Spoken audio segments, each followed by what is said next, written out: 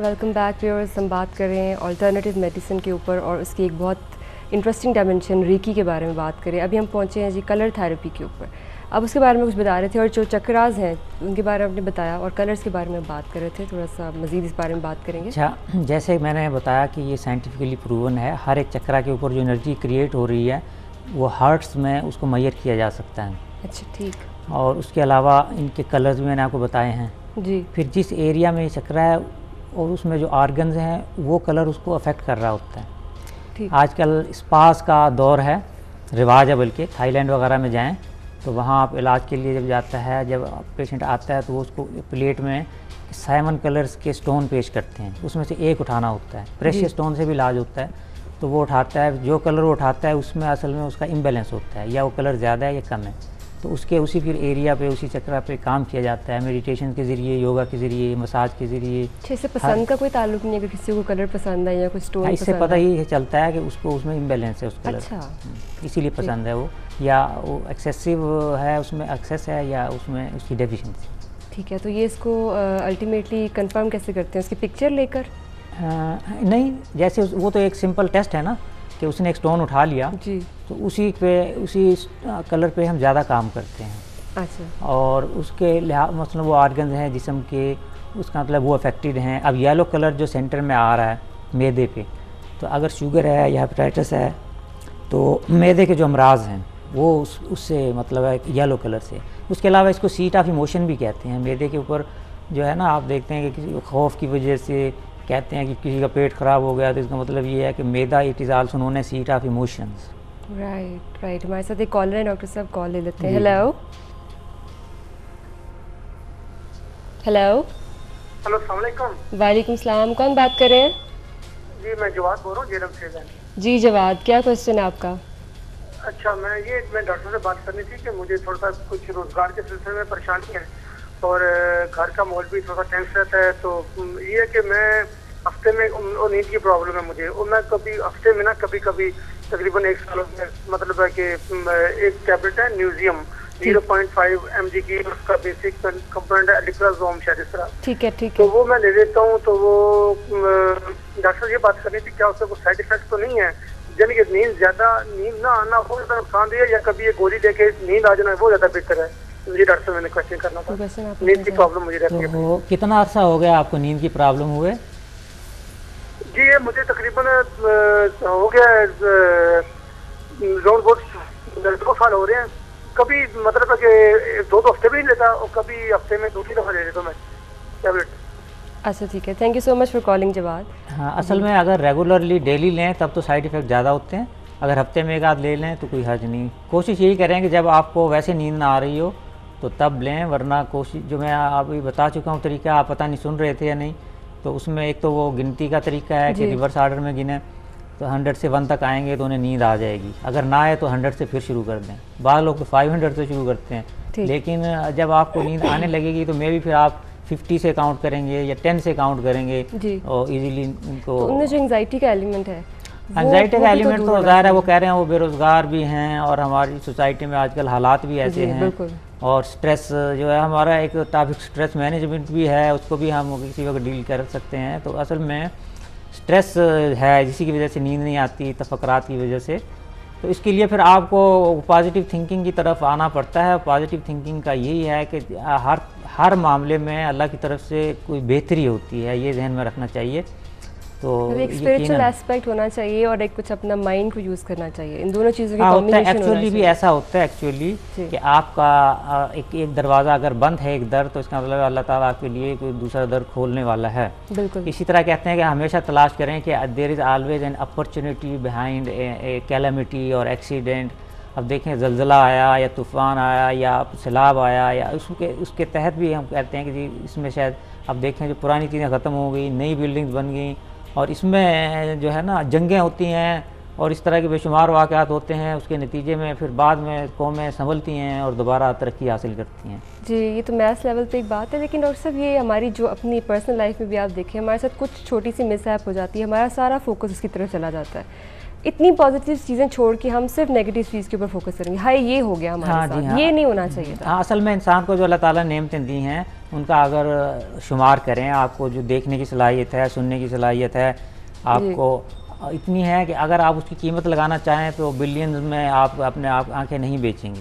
बिल्कुल। तो आपके दरमियान में कोई एक दो अगर मामलात ऐसे हैं जहां आप सेटिस्फाइड नहीं हैं, तो उसमें आपको जो है ये आदत डालनी चाहिए पॉजिटिव थिंकिंग। अब मैं थोड़ा सा मज़ीद इस पर इलाबोरेट करना चाहूँगा। पहले डॉक्टर साहब एक कॉल ले लेते हैं। जी जी। हेलो, अस्सलाम वालेकुम। वालेकुम सलाम, कौन बात कर रहे हैं?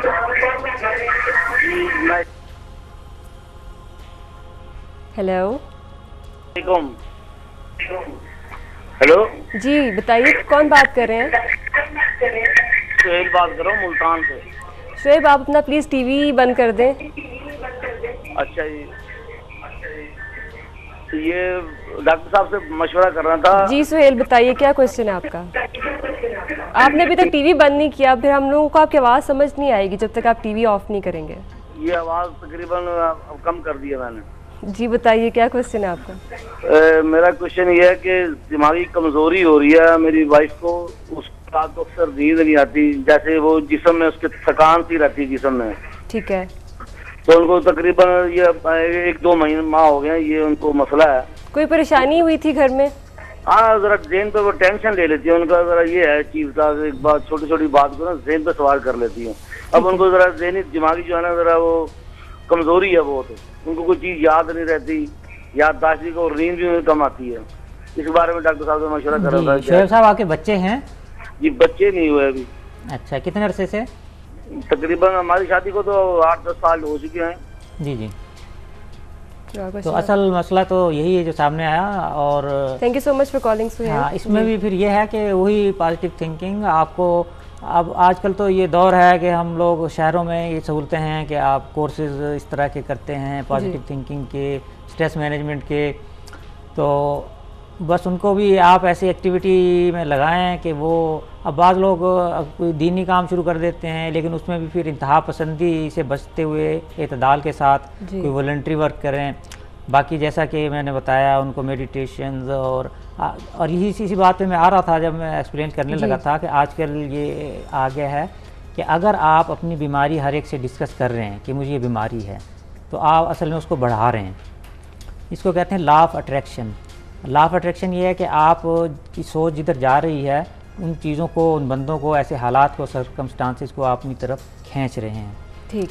इस सिलसिले में मैं कोट करना चाहूँगा, मदर टेरेसा ने कहा था कि I will attend a peace rally but will not attend a war anti war rally. दोनों का मकसद तो एक ही है, मकसद एक है, लेकिन वो कहते हैं पीस रैली, एंटी वार में एंटी का लफ्ज़ नेगेटिव आ रहा है, वार का लफ्ज़ नेगेटिव आ रहा है।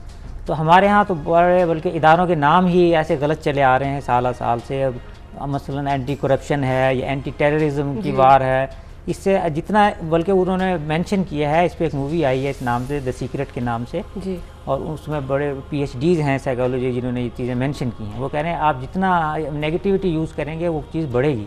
ठीक। तो इसलिए उन्होंने बताया कि अगर आप बीमार हैं तो अपनी बीमारी का इलाज डॉक्टरों पर छोड़ दें, आप खुश रहने की कोशिश करें।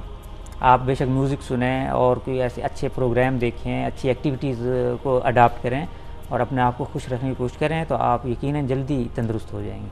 डॉक्टर साहब ये बताएं कि अल्टरनेटिव मेडिसिन में डिप्रेशन का भी इलाज है? जी राइट। अब मुझे एक डिप्रेशन जो पेशेंट होते हैं, फर्स्ट ऑफ ऑल ये इलाज कराने को तैयार नहीं होते। ये जिनके अंदर बहुत एक एलिमेंट होता है कि they are not ready for, वो जाना ही नहीं चाहते डॉक्टर के पास। उस सूरत में क्या करना चाहिए ऐसे पेशेंट्स का?